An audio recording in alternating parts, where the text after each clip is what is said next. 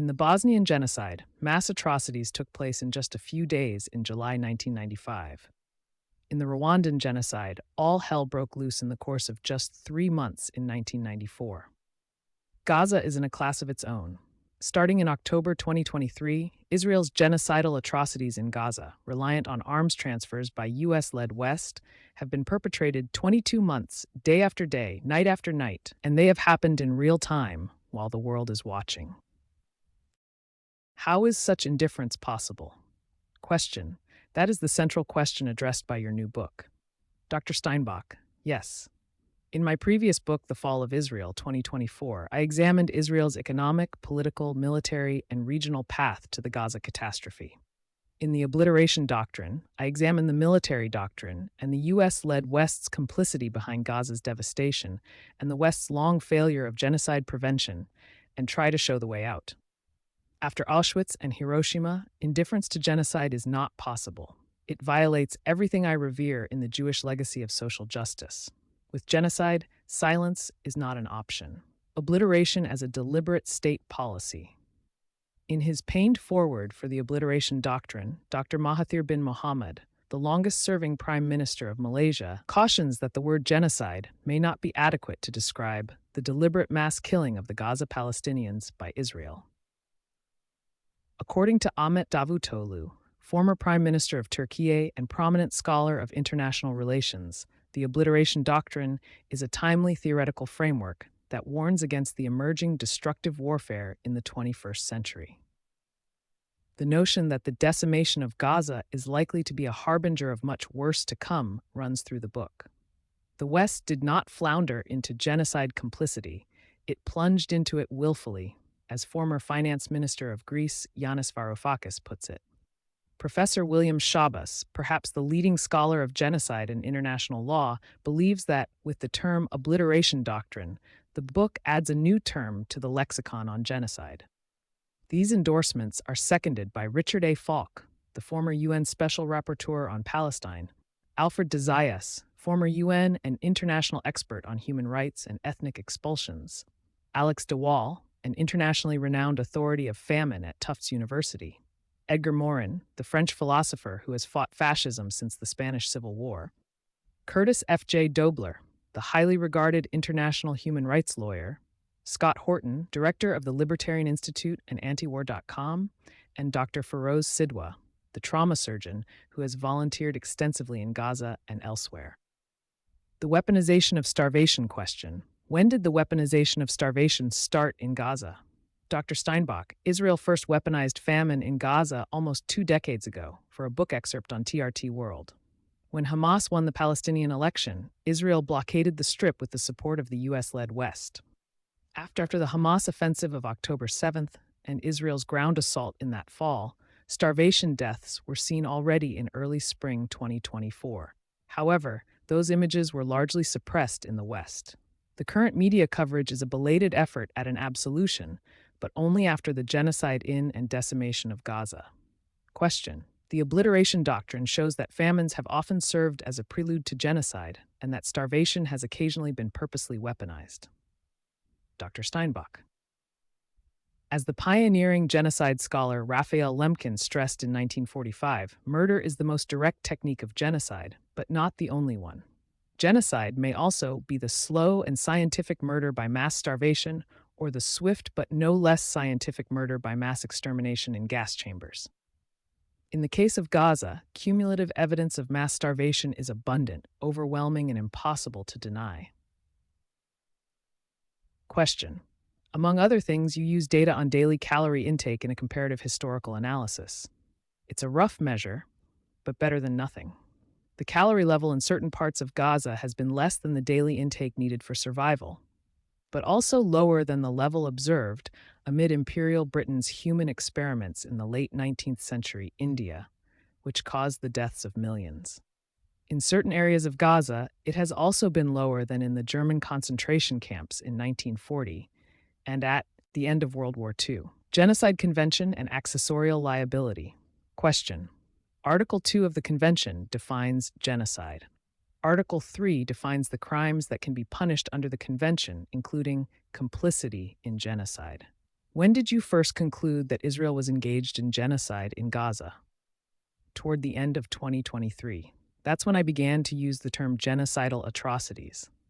In spring 2024, when I concluded in the fall of Israel, these atrocities already fulfilled most conditions of legal genocide as defined by the UN Genocide Convention. Question, which highlights the issue of complicity. The Obliteration Doctrine asks how complicity should be defined. Who is responsible for Gaza? Dr. Steinbock, in 1946, the Nuremberg Tribunal sentenced 22 of the most important surviving Nazi leaders for their mass atrocities. In 1946-48, the Tokyo Tribunal tried 28 important leaders of Imperial Japan for their mass atrocities. By contrast, the International Criminal Court, ICC, has focused mainly on the operational leaders of genocidal atrocities. In spring 2024, ICC targeted Israeli Prime Minister Benjamin Netanyahu and his former Defense Minister Yoav Gallant. Question, what about the others? Dr. Steinbock, for now, they have been ignored. The Israeli case. Question, who are they? Behind Netanyahu and Gallant, there have been at least half a dozen other Israeli cabinet members, including the far-right Itamar Ben-Gvir, the self-proclaimed fascist Bezalel Smotrich, Defense Minister Israel Katz, with his key role in the devastation of Gaza and its infrastructure, the far-right Kahanite Amihai Eliyahu, endorsing nuking Gaza, and so on. All of them contributed directly to crimes against humanity, with some insisting on more destructive measures. And many were supported by Isaac Herzog, the Israeli president, and Ron Dermer, Netanyahu's US-born advisor. There is also another set of cabinet members that's less known internationally, but they have played a vital role in the protracted genocidal atrocities. These include Miri Regev, the self-proclaimed happy fascist, supporting torture in the notorious Sde Taman detention camp. Galit Distel Atbarian tweeting for the erasure of Gaza, May Golan pushing openly for another Nakba to cleanse Palestinians from Gaza, and so on. Finally, the Netanyahu cabinet has featured military leaders, the not-so-moderate Benny Gantz and Gadi Eisenkot, the architect of the Obliteration Doctrine, whose role was also vital in the aftermath of October 7th. Who should be charged? Question, are you saying that the ICC should charge them all? Dr. Steinbock, if the ICC is to deliver its promise, it should proceed according to the Articles 2 and 3 of the Genocide Convention, which should be enforced equally in genocidal atrocities wherever they occur. U.S.-led West's complicity. Question, does the accessorial liability also apply to the Biden administration and certain European leaders due to their arms transfers and financing? Dr. Steinbock, according to the Genocide Convention, yes. Article 3 is explicit on crimes that can be punished under the convention, including complicity in genocide. In the U.S., accessorial liability would seem to start at the highest level of decision-makers, including President Biden, Secretary of State Antony Blinken, and Defense Secretary Lloyd J. Austin, and a long list of their subordinates who failed to raise the alarm on the use of arms transfers to Israel in blatant disregard of U.S. foreign policy. But the broader net is more extensive. It features Vice President Kamala Harris touting continued military aid to Israel amid the atrocities, Treasury Secretary Janet Yellen enabling the ceaseless flow of arms in both Gaza and Ukraine at the same time, and so on. Question, what about the Trump administration? Dr. Stein, with its continued arms transfers, intelligence, and diplomatic support, coupled with open support for ethnic cleansing and direct participation in regional escalation, the Trump administration has managed to take the horrors of complicity to an entirely different, deeper, and far more destructive level. The beneficiaries of obliteration.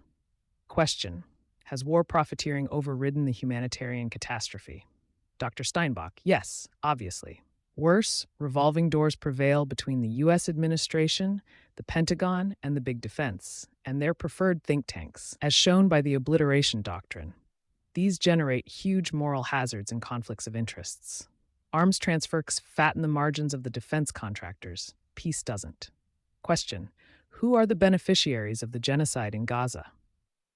Dr. Steinbock, the U.S. accounts for 2/3 for arms transfers to Israel, but Europe, Germany, and Italy, the UK, and many smaller players supply the rest. Israel depends on US for arms and Europe for trade. In Gaza, Israel pulled the trigger, but the supply of bullets and arms, financing, and intelligence comes from the West. Complicity set the stage for genocide. Dr. Dan Steinbock is an internationally renowned expert on the multipolar world economy and the founder of the global consultancy Difference Group Ltd. He has served in the India-China-America Institute, US, the Shanghai Institutes for International Studies, China, and the EU Center, Singapore. And he has cooperated with several other think tanks around the world. He has lived in Europe, the US, Asia, and the Middle East, and traveled in most world regions. A senior Fulbright scholar, he came to New York City in the 1980s. He has also worked in the kibbutzim and been influenced by progressive and peace movements. He has lectured around the world and consulted for multinational companies, multilateral development banks, government agencies, intergovernmental organizations like the OECD, and regional trading blocs such as the EU and several megacities. He has given keynotes on the global economy in institutional venues following Nouriel Roubini, Paul Krugman, Alan Greenspan, and Nassim Nicholas Taleb. Steinbock has had media advisory tasks in One-to-One Media, Fortune, Bloomberg Businessweek, McKinsey Quarterly Online Executive Panel, and so on. He has given keynotes at financial, investment, credit risk, pension, and insurance events. He has been interviewed for the U.S. National Intelligence Council's Global Trends and The Economist EIU Insights. In his native Finland, he has briefed the president, prime ministers, multiple parliamentary committees. His commentaries and interviews have been released by more than 300 major media outlets in all world regions, from CNBC and CNN to Al Jazeera and China's CGTN. From Wall Street Journal and Economist to China Daily and Xinhua and Curious India and Business Day, Nigeria.